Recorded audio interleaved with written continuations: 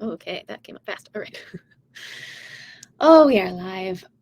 We are live, and it is Tuesday, and it is the 4th of July. Some people would say that's a holiday. Others would not.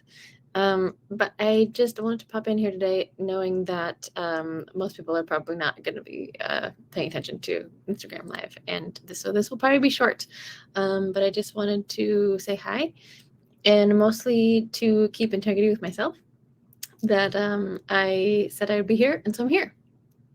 And I wanted to show up for myself and for any of you who are feeling like you need a community connection with other creatives, other singers, because that has been a thing that has changed my whole world, my whole career. My ability to call myself a singer has been because I have other singers in my life to talk to. And so if you don't have that, if your family's like, your little singing hobby, like go do that, but like you get a real job. Or if your family listens to your songs and is like, cool, that's it. Or your family listens to your songs and are like, cool, but you got a lot of room to grow. That's another hard spot to be in without having that community. Hey, Belle, welcome. I was just talking about the importance of community in my singing life. I don't know, having been through half of the Vocal Magic program, I don't know if you can speak to how having a singer community has changed your singing and your motivation and your comfortability with singing in front of people. Feel free to let me know how that has felt so far, because that's been a new thing, I think, for you, is what it sounds like. And so when I was first starting to be a singer, I had my coaches, and that they were my only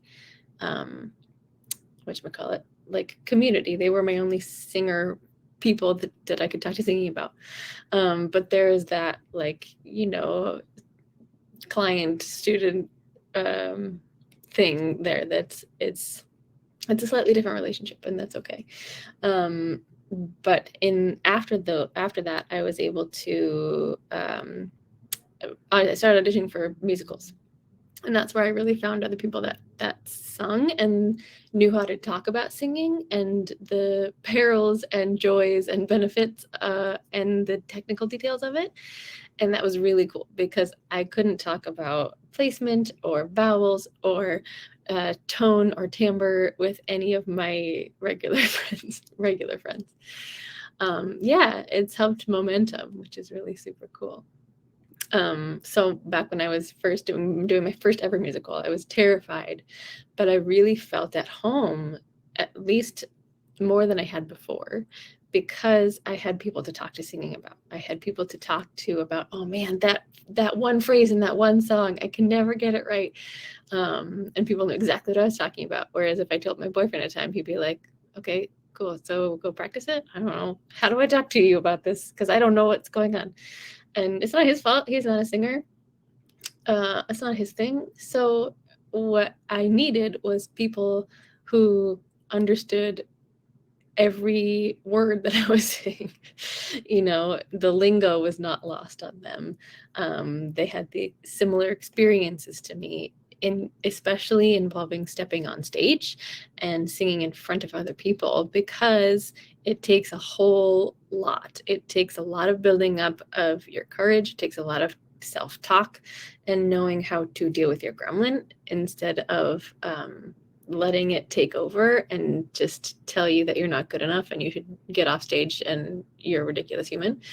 That's a thing that most people might do, if you don't have a community of people. And that's why I love musical theater. And I'm so glad that was my biggest jumping off point into being a singer, in a performing singer. I had done open mics in high school and college very rarely, so I wouldn't really count that as a thing. And I had a little teeny pockets of music friends, I was in band in high school. I think that was probably my first foray into other musicians, other creatives that I could hang around, because most of my friends were band geeks as well. And it just made me feel like so happy inside. And so at home that we could talk to each other about that stuff, playing the same pieces, dealing with the same stuff. And so I didn't find that again until my 20s, or my late 20s, when I started doing musical theater. I know I looked very young, don't I? That was already a long time ago for me.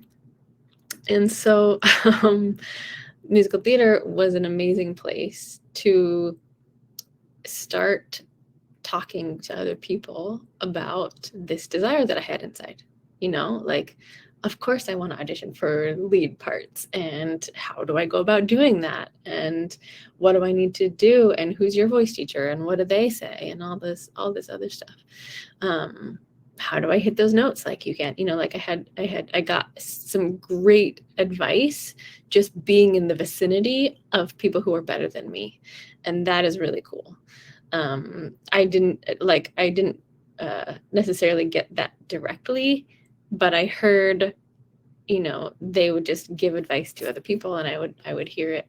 I think one of my favorite pieces of advice ever that I kind of osmosised from the lead in the first musical that I ever did was I heard her doing vocal warm-ups in the stairway, and I had never done a warm-up that sounded like that. And so I started copying her at home and in the car, and it was super cool to see what my voice could do in that respect. And then also the other thing that she would tell people is, like, you got to sing from your gut, from underneath, from your hoo-ha, is what she said. And it's the weirdest advice I've ever gotten, and it's the weirdest advice that I still give, but I give it because it totally freaking works. It's a strange thing to hear out of somebody's mouth, but it's the whole body singing that I was talking about a couple weeks ago. It's really about getting those low ab muscles involved, which are really going to help you with your power, instead of finding the power from these muscles, from your vocal muscles. And so it's really important to use your whole body, because your body knows that it can put that pressure on these bigger muscles from underneath. So like your hips, your legs, your low abs, those are big muscles that can handle anything. Just why you can do squats, why you can hike up a mountain. Those muscles are huge and really strong and really good at endurance. And so they can carry you a long way. You want to use those muscles when you're singing too, because these muscles are teeny tiny and very fragile. So if you put all that pressure on them, they're going to overwork, most likely, or you're going to put really quick pressure on them really immediately, and they're going to slam those vocal folds together too quickly and too hard, and then you're going to injure your vocal folds. Or you're going to have inflammation or nodes or something. So it's really important to get these pieces of advice that you may not have gotten before you had other singing people to talk to, because it can literally save your voice, So that's one of my favorite pieces of advice that I've ever gotten, is sing from underneath. Hey, Sam, welcome. And we're just talking about the power of community and singing, and having music friends to talk to about it, and how that changes things. If you can maybe think back to like the first time that you realized the value of, or maybe you didn't even realize it, but like now maybe you realize the value of having other people who are into the same stuff you are. Like, that's a really huge deal for most of us. Like, that's how we create friends when we're in high school. And, as an adult, sometimes we make friends at our job because you're in the same situation, right? You're dealing with the same stuff. You're on the same front lines of your terrible boss, or your, this customer that was terrible to you. A lot of times it's negative stuff that you bond over, good old trauma bonding. But as a singer, it can be both, like, because you're walking on stage together, or you're singing together, you're feeling the same kind of feelings, you can talk about like, oh man, I was really trying to hit that high A and it just wouldn't come out. And the other person will be like, yeah, man, I know what you mean. I had this show one time. And it's so cathartic to hear that you're not the only one dealing with this stuff. It's not because you're a bad singer. It's because singing is hard and it's not for the faint of heart. Right? So having those other people that you can literally or figuratively hold hands with and walk onto stage and sing with, even if you have them just in your heart, it changed literally everything for me. So I love musical theater. And if you don't love musical theater, totally get it. Not a problem. But I highly recommend at least auditioning for a musical once in your life, because if you get in, community theater is amazing. Like, you don't have to be professional level. If you can carry a tune, most likely you'll get it, depending on where you live. I highly recommend it because of this aspect, because you have your peeps, right? You're all in this together, whether you have 5 people in the show or 35 people in the show, you are all in this for a common goal. You're singing the same lines, the same parts. You're supporting your lead actor. It really is. Oh man, freaking Instagram. My time limits. I have them set up. Okay. But you can stop pausing now. Okay. Yes. So it's amazing lesson in how much your community helps you as a singer, literally, mechanically, and mentally. It's the best thing I've ever done. And now most of my friends are musical theater people, so we get to talk about it again. And an interesting shift has been happening because I've been doing less and less theater and doing more and more songwriting. And so I have been feeling like whenever I talk to my theater friends about songwriting, they kind of pull back a little bit because they don't know that world, They don't know how to talk to me about writing a song if they've never written a song. And that's totally fine. It's not on them. They're not bad friends. They just are like, cool, I don't know what to say to you. I don't know how to continue this conversation. And that's fine. So that's why I've been going to a Hawaii Songwriting Festival, starting my own songwriter events, because I needed to talk to people who were doing the same things I was doing and who get all the struggles of what I'm going through as a songwriter, and who can give me feedback.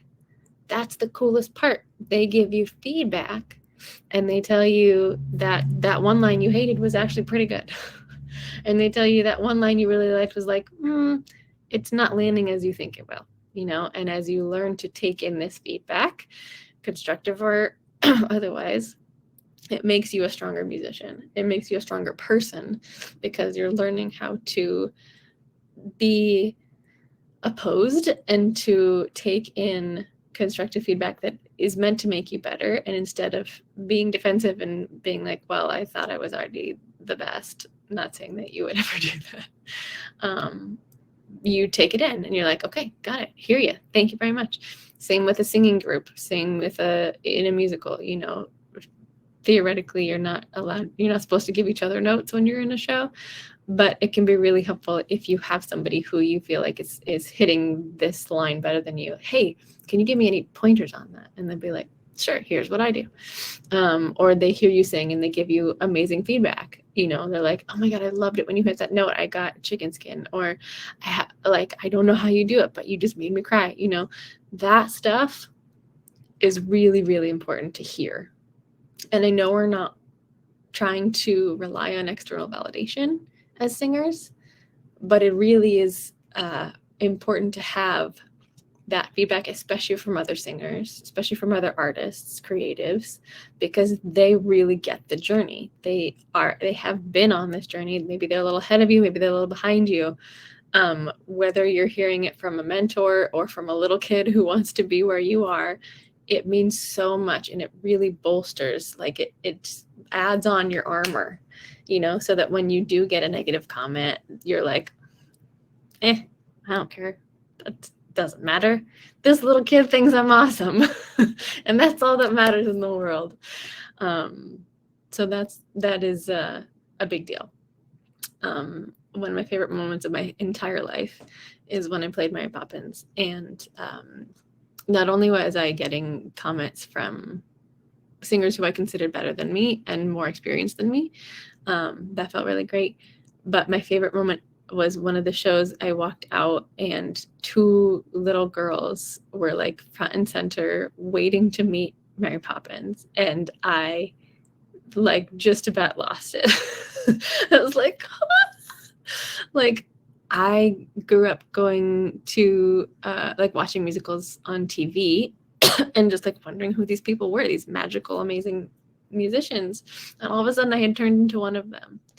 And that just changed my whole life.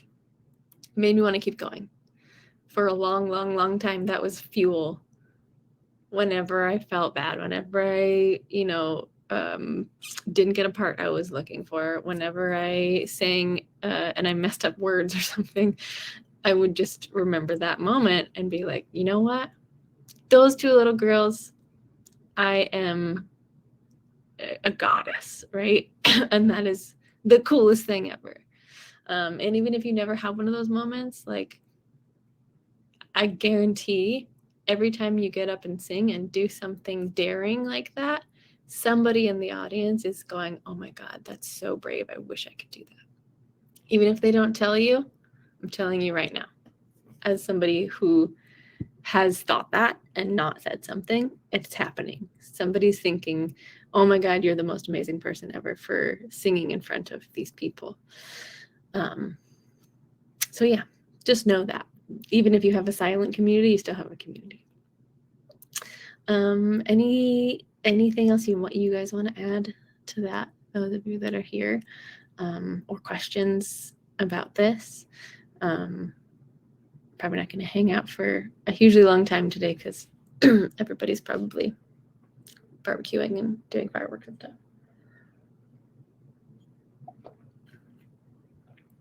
But yeah, it's changed my life. And creating songwriter events really has bolstered my ability to really lean into what I believe in about my own art, right? I have to believe in myself.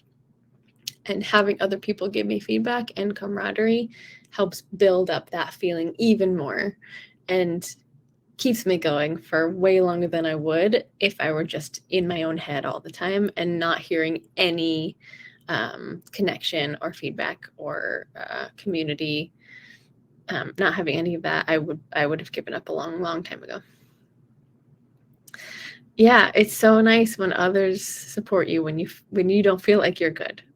Totally. And it makes such a huge difference because we really hone in on that gremlin voice, right? If you, in a performance, you miss 2 lines, that gremlin is going to be like, hey, remember that line and that line that you sucked at? It's going to remember that forever. And all the positive things that you may have done right are going to fade away quickly. And so having the other people mirror that to you and like, oh my God, you nailed that one note. Like, I knew you were working on it and it just turned out so well. You killed it. So you can start to give consciously, on purpose, give those comments more weight than the negative ones. What does it take to believe in yourself? Yeah, I mean, this is the exact conversation, right? It's not a magic wand that I can just say, hey, believe in yourself. Like, that's just toxic positivity at the end of the day, but having other people who see the hard work you're doing and are not judging you compared to professional singers, that is very important, right? Because they're on the same journey as you. Like, outside people, if you sing for them and you sing a song and it doesn't sound hardly anything like the original singer, they're going to be judging you for that. Or they're going to be like, yeah, it was okay. Unless they're people that are just trying to make you happy and they'll be like, oh my God, that was so good. But you can tell they're lying, those people who are like, oh my God, that was great. But it's not true. They don't actually believe that. But the people that are on the same journey with you get the places that you have improved, right? And so they can tell you genuinely and honestly, I loved when you did that because I knew you were working on it this week and you killed. So believing in yourself is just an amalgamation. It's like your gremlin is an amalgamation of all of the negative voices in your life. You need to build a positive gremlin. This is a brand new concept for me, but I think it's really important. It doesn't necessarily need to be a gremlin. Maybe let's use a different imagery. Like, I don't want to say angel because that's a weird devil angel on the shoulder kind of a thing, but it really needs to be this like voice in your ear, like headphones. You need to have positive headphones on so that the gremlin voices can't get in, so that all that's going into your ears are good, positive things, constructive things. It's not lying to yourself. You're not saying a fairy, I love a fairy, that's so cute. You're not saying that you're perfect when you're not. You're not saying you didn't mess up ever. That's just not true, right? And you know that as a human because your gremlin's yelling it in your ear. But you are taking the good stuff and letting it be in your ear way more often than the bad stuff. And that honestly is how I have started to believe in myself over time. It was not a thing that I could just change in my brain. That's not possible, especially because I'm a perfectionist. I'm a people pleaser. I'm recovering codependent. I am very anxious. I have CPTSD. I've got a lot of factors working against me just being able to believe in myself. It's not a thing that was easy. So surrounding yourself with people is the very important first step. People who get you, people who can talk about the stuff you're into, people who see the value in the work that you're doing and will not just compare you to where you want to be 10 years from now. That's how you start to really be in this growth mindset instead of here's where I'm not yet, because that's how you look back on yourself and you remember, oh yeah, that person gave me a compliment and they said I was pretty good. Maybe what my gremlin is saying is actually not quite true. And maybe I should look back on that and be thankful for all the work that I've done to get to this point. It took me a long time to be able to look back in the future, in the past, and to be like, oh my God, yes, I used to be there and now I'm here. Holy crap. Like, I did not know I could do that. It's amazing. So yeah, it really is creating a new amalgamation of all those things. One of my favorite things, real quick, and then I'll answer Sam's question. One of my favorite things that I have done, I don't remember where I got this from, but I started a Google Doc. And anytime somebody wrote me a good testimonial or put a nice comment on one of my singing videos, when I was releasing my album, people would send me, emails back of my many promotion emails and be like, oh my God, I love this song. It's so beautiful. Thank you for sharing. Thank you for being so inspiring. And I remembered to copy and paste that onto this one Google Doc. And so I remember whenever I'm feeling crappy about myself, I go and look at that Google Doc. I read all the amazing comments because they're still there and I save them because I know that my brain is not going to save those comments on its own. And I go and read it and I'm like, okay, I'm not the worst, horrible ogre of a person that I thought I was, right? I'm not a terrible singer. I'm not a terrible teacher. I am good and people know and people have said that I'm good. So that's one of my favorite things to do. I highly recommend that. Stylistically or physically, theater is different. Okay, so how is pop different stylistically and physically from musical theater?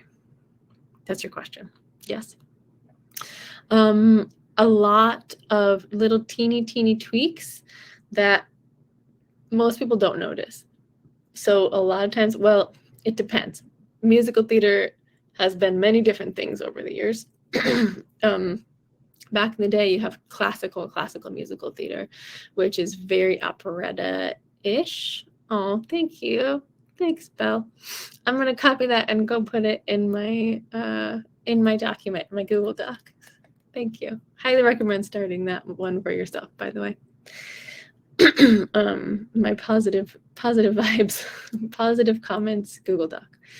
I call it my morning document because I needed to remind myself to look at it every morning to like boost myself up for the day, but I don't do that in the morning anymore. I just do it when I need it. Okay, so pop versus musical theater. Back in the day, it was very operatic. So like Sound of Music, you get a lot of that vibrato. Think like Snow White in the first Disney movie. It's almost opera, pretty much. So you have the hills are alive with the sound of music, all vibrato, all the time. It's all very head voicey. It's very, very here. There are some moments where she goes down, of course, right?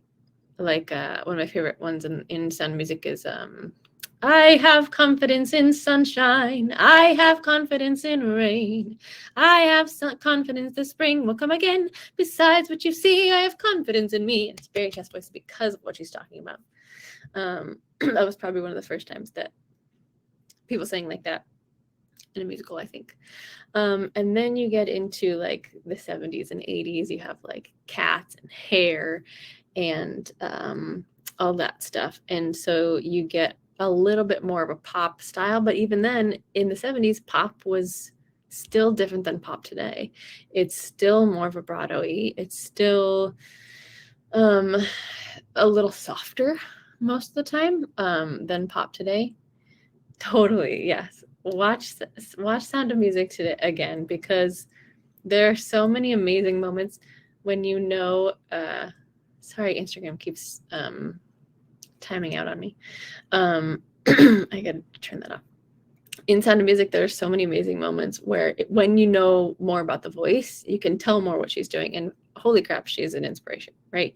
She is incredible. I have done many wormholes on YouTube about Julie Andrews because the stuff that she has done in her life, like the things that she was able to sing, she has done pop, like when in her older years when she was, on she did all these like guest appearances on like talk shows, and she sang with all the greats and done comedy and stuff, and her later movies are amazing. So there's a very interesting evolution even in her vocal career about how many different sounds there is when you're doing musical theater versus pop.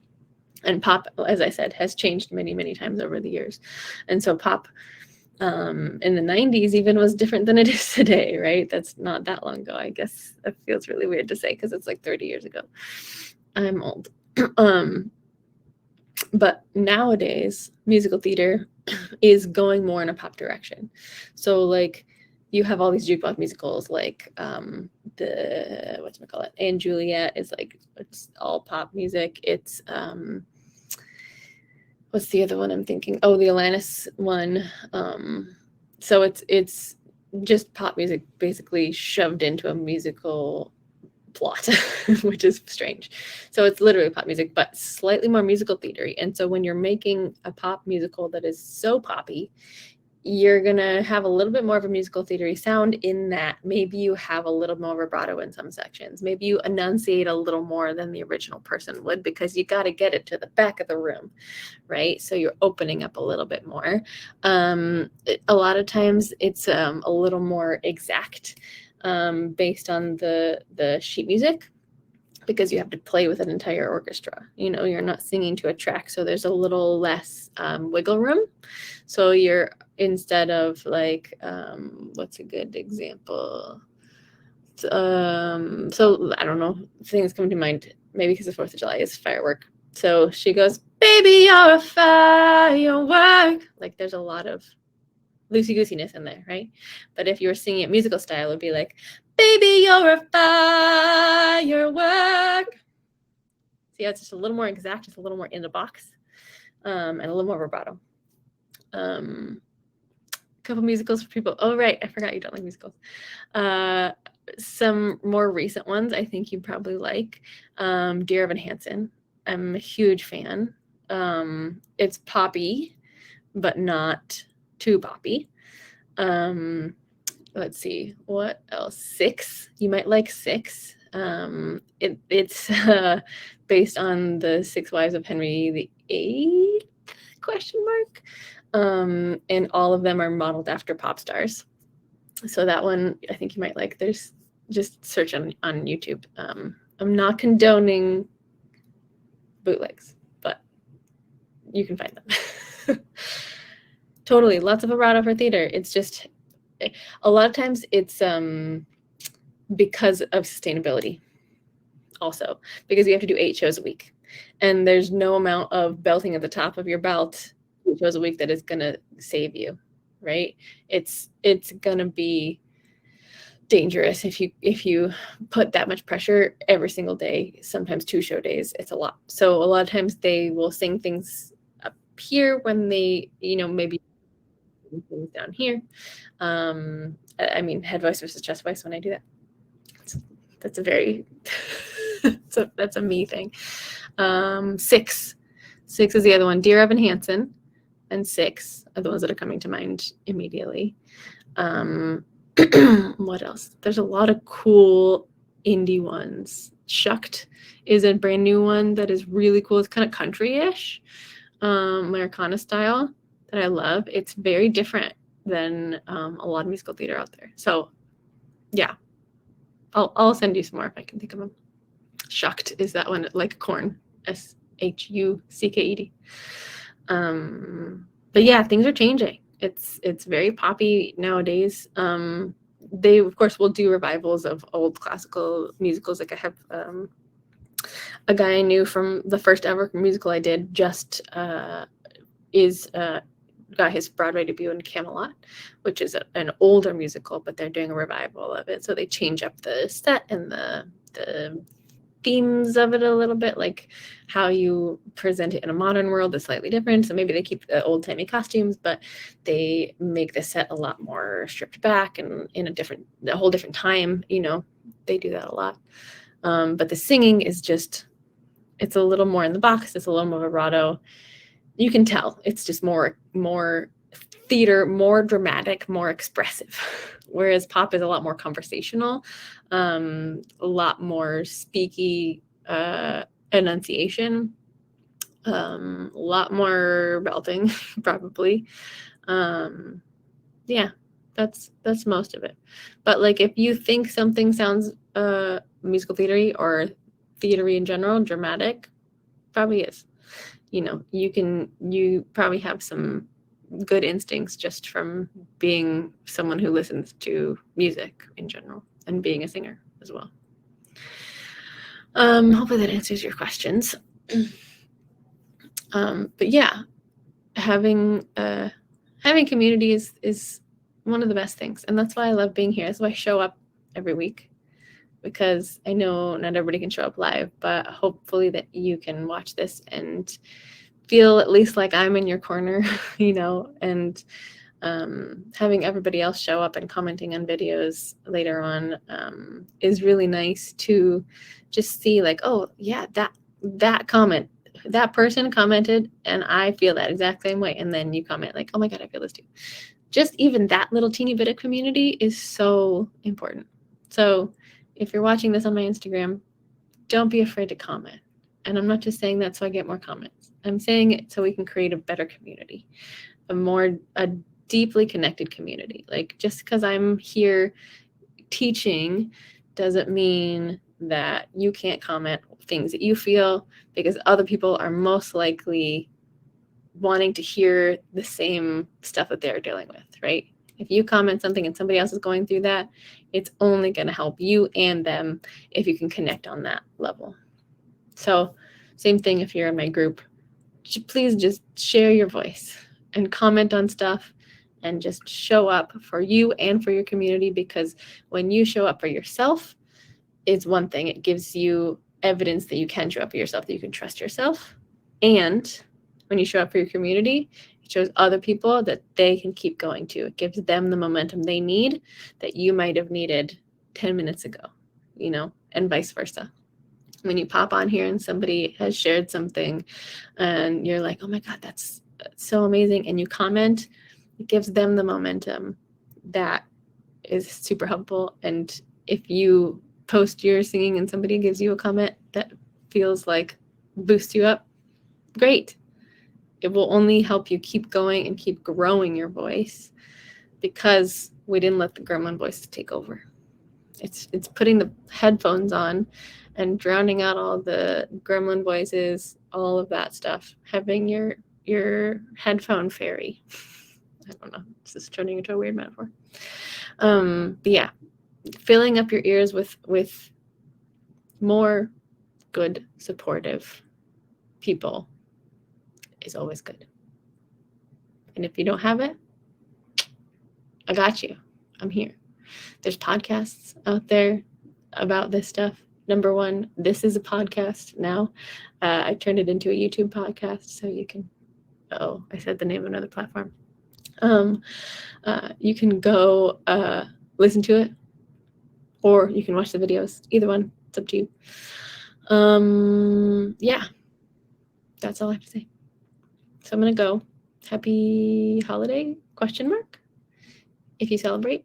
Happy singing. I hope you enjoy your singing this week. I hope you share your singing a little bit this week. If not online, then with a person IRL. That's really helpful too. If you have another friend who sings, go sing with them. That's my suggestion. That's your homework for this week. If you don't, go find one. My page is a great place to start. My community is a great place to start. Highly recommend. Thank you for being here, Sam and Belle and whoever else shows up and watches the replay. Thanks for being here. Important news.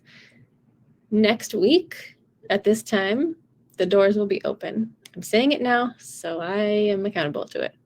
The Vocal Magic doors will be open this time next week, probably a Monday. So if you have been curious about this journey, there's a reason I don't do one-off lessons, you guys, because this 6-month program is how you build this community, how you build up your own nervous system, how you build up your own boundaries against your gremlin voices. It takes a long time. It takes everyday work for a long time. And this is why it's 6 months. And 6 months sounds like a long time. It's half a whole year. But there's a reason I do it, and there's a reason it's not for everybody. So if you're curious, if you've been around me for a while and you're like, man, this is what I need. I need to just dive in and commit for this next 6 months of my life, because this is what I want out of my voice. I want resiliency. I want trust out of myself. I want community. I want the momentum. This is the place for you. If you have a friend who you think would love this, send them my way. The best way to do it, and I will be officially opening the doors on Monday, but if you go in my bio right now, you can schedule a trial session for next week. And then if we're a good fit, if I feel like I would be good support for you in the place where you are, then you're in. And the next cohort of Vocal Magic will start the beginning of August.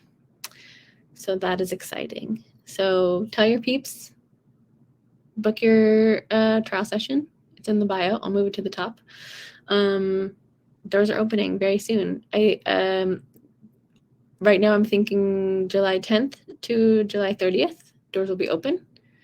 And then first week of August we will start. So if you have questions, DM me. I'm here anytime. Let me know if you have trepidations about this program. Also here for all of that. I'm here for all of the emotions. So yeah, let me know. That's the exciting news this week. I'm excited to have a new cohort start. The cohort that I have right now just did their first performance and they freaking killed it. It's really exciting to watch the improvement that it happens, you know. Even though we only see each other once a week, it still is incredible the amount of integration that they're doing and processing and work that they're putting in every day on their own. It's just amazing. I love it so much. All right. Happy Tuesday, and I'll see you soon.